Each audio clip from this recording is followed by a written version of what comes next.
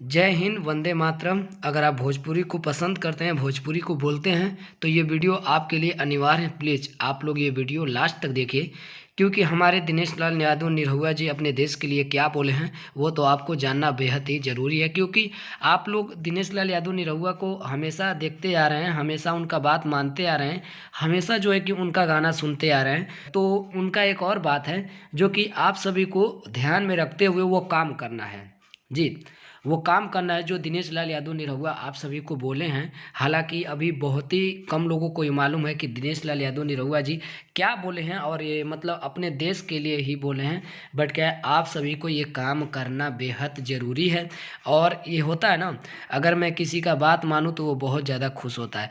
तो प्लीज़ आप लोग ये बात मानिए, दिनेश लाल यादव निरहुआ जी का जो बोले हैं। तो फाइनली चलिए चलते हैं अपडेट की तरफ। दिनेश लाल यादव निरहुआ जी क्या बोले हैं आप सभी भोजपुरिया भाइयों के लिए, अपने भारत देश के लिए, अपने हिंदुस्तान के लिए क्या बोले हैं, तो आइए जानते हैं। दोस्तों आप सभी को बता दूं, दिनेश लाल यादव निरहुआ जी को अगर आप फेसबुक पर फॉलो किए हैं तो आप सभी को ये बात पता होगा कि दिनेश लाल यादव निरहुआ क्या बोले हैं। दोस्तों आप सभी को बता दूं, दिनेश लाल यादव निरहुआ जी गए थे नरेंद्र मोदी जी से, फिलहाल में 2 ही दिन हुआ, अभी मिले भी हैं, कुछ उनका बातचीत हुआ है अपने भारत देश को लेकर, जो कि वो दिनेश लाल यादव निरहुआ अपने फेसबुक पर पोस्ट किए हैं 2 अगस्त से लेकर 15 अगस्त तक।